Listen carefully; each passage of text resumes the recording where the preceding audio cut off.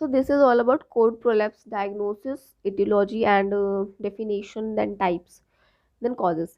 Next we will discuss about the management of the cord prolapse. तो cord prolapse का management कैसे करेंगे उसको डिस्कस कर लेते हैं.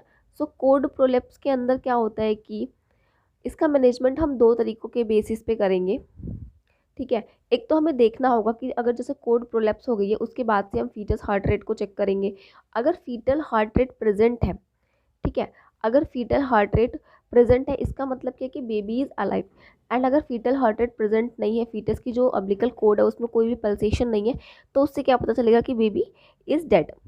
सो फीटस की डेथ हो चुकी है. देन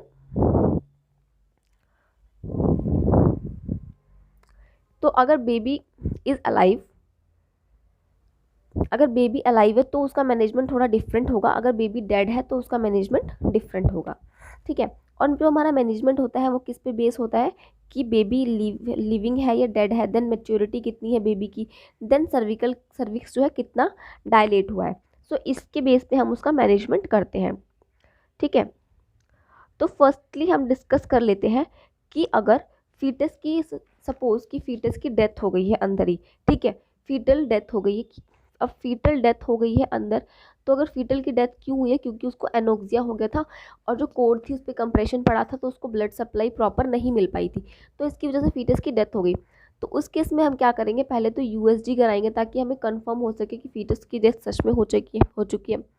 फिर हम क्या करेंगे, वेट करेंगे कि जो डिलीवरी है, वेट फॉर डिलीवरी की डिलीवरी हो जाए. ठीक है, अगर डिलीवरी हो जाती है तो बहुत अच्छी बात है. अगर नहीं होती है तो उस टाइम पे हमें ऑपरेटिव मैनेजमेंट को अपनाना पड़ेगा और डिलीवरी को कंडक्ट करा के फीटस को यूट्रस से बाहर निकालना पड़ेगा.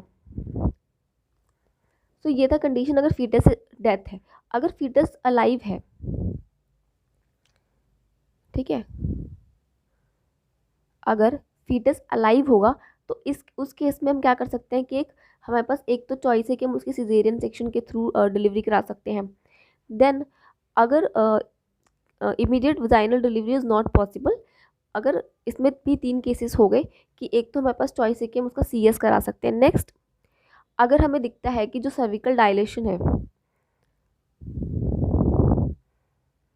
सर्विकल डायलेशन हो रहा है, मतलब 8 सेंटीमीटर टू 10 सेंटीमीटर सर्विक्स भी डायलेट हो गई है, देन कोड प्रोलैप्स हो गया, तो उस केस में हम वजाइनल डिलीवरी को कंडक्ट करा सकते हैं. ये पॉसिबल है तो हम वजाइनल डिलीवरी को कंडक्ट करा सकते हैं. अब वजाइनल डिलीवरी के केस में भी प्रेजेंटेशन की बात कर लेते हैं.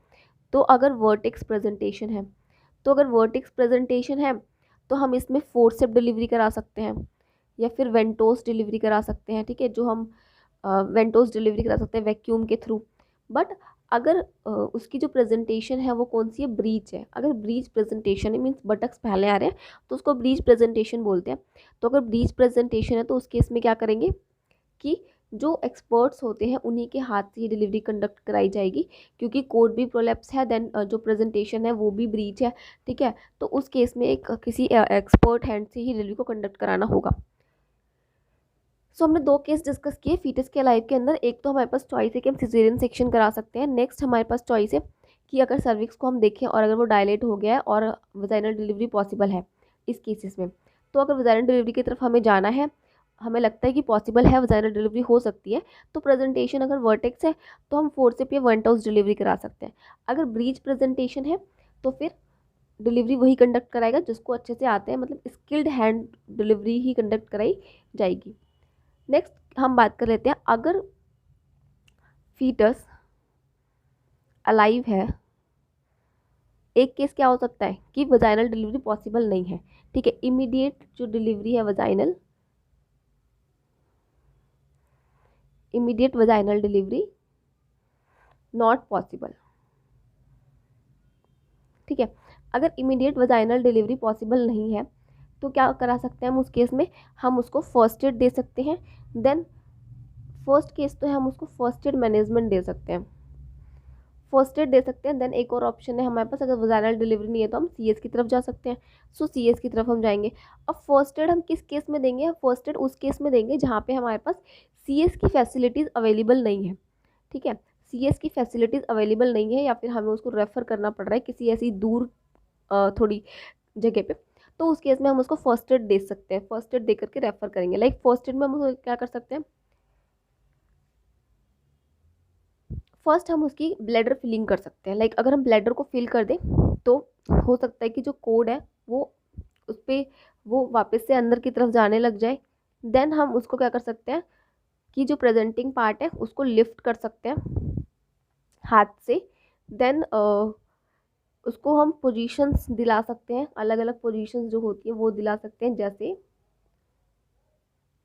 जैसे एक पोजीशन नी चेस्ट पोजीशन, सो ये पोजीशन हम उसको फर्स्ट एड में दिला सकते हैं। नी चेस्ट पोजीशन हम उसको दिलवाएंगे तो क्या होगा कि अम्बिलिकल को डिसेंट नहीं आएगी, और डिसेंट नहीं आएगी और क्या होगा कि फीटस का जो मैकेनिकल एक तरीके से जो उसका कंप्रेशन पड़ रहा था कोड के ऊपर वो भी नहीं पड़ेगा।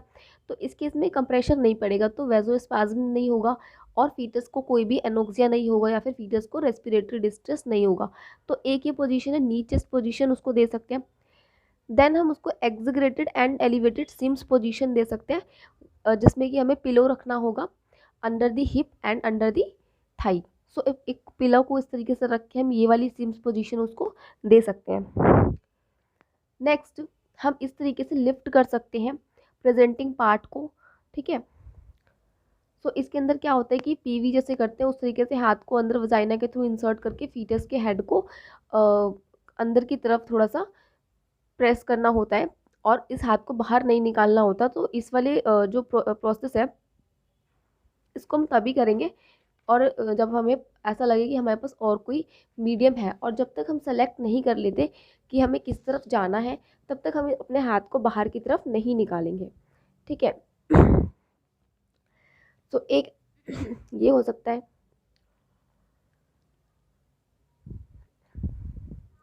नेक्स्ट एक और पोजीशन हम उसको दे सकते हैं, दैट इज ट्रेडलनबर्ग पोजीशन। ट्रेडलनबर्ग पोजीशन में हम क्या करेंगे, एक मदर को किसी बेड के बिठा के और बेड की पोजीशन जो है इस तरीके से कर देंगे कि उसका जो लेग है वो एलिवेट कर देंगे, ठीक है। एलिवेट करते हैं लेग को, तो इस यहाँ से जो कोड प्रोलैप्स है वो और नहीं आ पाएगा, और फीटस यहीं पर ही सही से रहेगा और उस पर कोई डिस्ट्रेस नहीं होगा, तो उसको कोई भी एनोक्सिया नहीं होगा या एस्फेक्सिया नहीं होगा, ठीक है। तो ये एक टेटल बब पोजीशन हम उसको दे सकते हैं। नेक्स्ट हम कर सकते हैं एक ब्लैडर फिलिंग। सो ब्लैडर फिलिंग के अंदर क्या होता है कि लाइक ये नॉर्मल है, ये ब्लैडर है ब्लू वाला। सो इसमें इस वाले कंडीशन में क्या है कि ब्लैडर एम्प्टी है और कोड प्रोलैप्स हो गई है, ओके। सो कोड प्रोलैप्स हो गई है और ब्लैडर एम्प्टी है। अब हम क्या करेंगे कि ब्लैडर को फिल करना स्टार्ट करेंगे। ब्लैडर को फिल करेंगे हम एनएस के थ्रू, ठीक है। ब्लैडर को हम फिल करते हैं नॉर्मल सलाइन के थ्रू। हम उसमें कितना फिल कर सकते हैं, 400 to 750 ml तक उसको फिल कर सकते हैं विथ फॉलिस कैथेटर की मदद से। तो जो उसमें बलून होता है वो इन्फ्लेट हो जाएगा, लाइक है ना, वो बलून क्या होगा जो उसके अंदर होता है वो इन्फ्लेट हो जाएगा, एंड जो कैथेटर इज क्लैम्प्ड।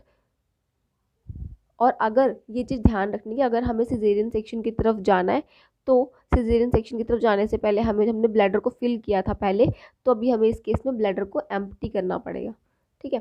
तो ये था इसका मैनेजमेंट के अंदर हमने क्या करना है कि सबसे पहले हमें देखनी है maturity of the baby, then cervical dilation देखेंगे एंड बेबी इज़ लिविंग और डेड। अगर baby is dead then confirm करना है अल्ट्रासाउंड के थ्रू, देन वेट करना है कि स्पॉन्टेनियस डिलीवरी हो जाए। अगर ये नहीं होती then operative management should be done.